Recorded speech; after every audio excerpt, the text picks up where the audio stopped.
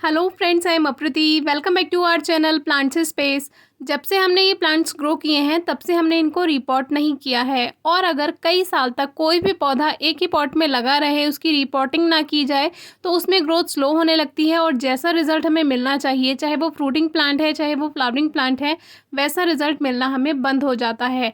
तो ये कैलेंचो प्लांट्स हैं जिसमें सर्दियों में बहुत अच्छी फ्लावरिंग होती है, लेकिन सर्दियों से पहले और रेनी सीजन के बाद एक बार इनको ठीक कर लेना ज़रूरी है, क्योंकि इस प्लांट को कम पानी की रिक्वायरमेंट होती है लेकिन पूरा टाइम बारिश मिलती रहे। और इस बार तो वैसे भी बहुत ही ज़्यादा बारिश हुई है पूरे सीज़न, तो बहुत ज़्यादा अगर बारिश मिलती रहे तो प्लांट्स की रूट्स भी गलने लगती हैं। तो ये प्लांट बेकार नहीं होते हैं, इसीलिए आपको परेशान होने की ज़रूरत नहीं है।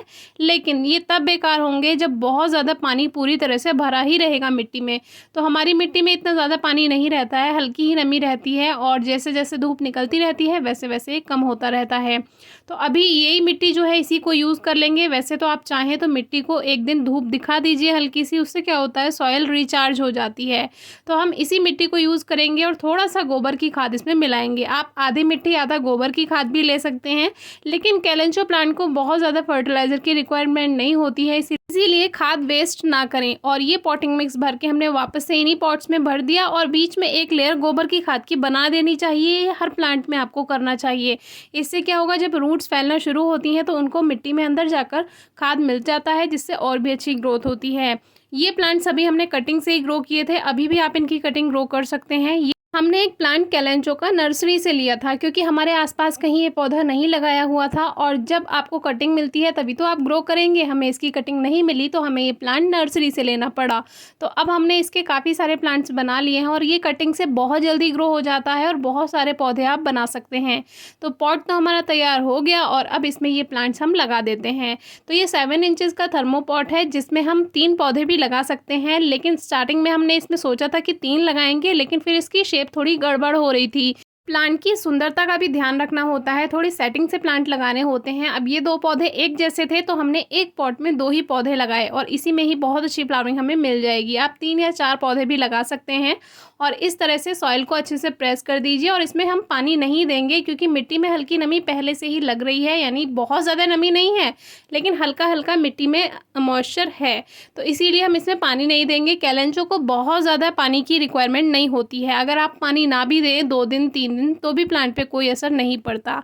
अब ये जो दूसरी कटिंग्स हैं इनको भी हम, जितनी भी इसमें एक्स्ट्रा ग्रोथ है उस सभी को आप कट कर दीजिए और तब इनको ग्रो कीजिए। तो प्लांट जो मेन स्टेम है वो फोकस करेगा ग्रोथ में, तो और भी अच्छी शेप निकल कर आएगी।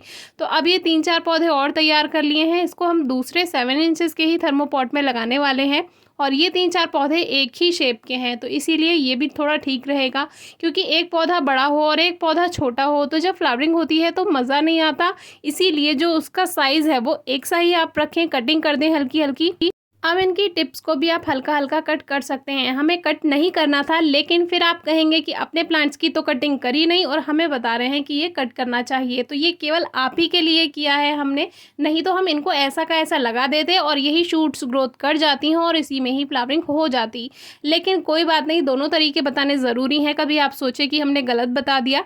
तो जो जो इसमें एक्स्ट्रा ब्रांचेस हैं उनको हटा सकते हैं, बाकी शेप अपने अकॉर्डिंग सेट कर सकते हैं। लगाने का तरीका बहुत आसान है।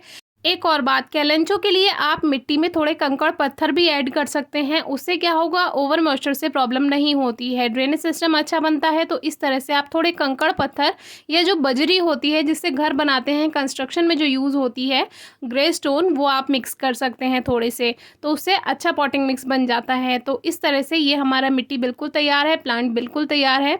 मिट्टी बहुत ज़्यादा हार्ड है तो उसमें थोड़ा रेत मिला सकते हैं, बाकी ये प्लांट कैसे भी आसानी से ग्रोथ कर जाते हैं। गर्मियों में इस प्लांट को तेज़ धूप से बचाकर रखें और ऐसी जगह रखें जहां 2-3 घंटे की धूप मिल जाए, लेकिन सर्दियों में आप इसको कहीं भी रख सकते हैं, कितनी भी तेज़ धूप में। तो इस तरह से 2 प्लांट्स तो हमारे थर्मोपॉट के तैयार हो गए और 2 हमारे मिट्टी के गमले तैयार हो गए, और जो कुछ कटिंग्स बची हैं वो हम गिफ्ट कर देंगे। तो इतने सारे प्लांट्स तैयार करने के बाद भी देखिए काफ़ी कटिंग्स बच जाती हैं, तो आप खुद का एक अच्छा गार्डन बना सकते हैं और विंटर में इसके फ्लावर्स पा सकते हैं। कोई क्वेरी हो तो पूछिएगा। Thank you.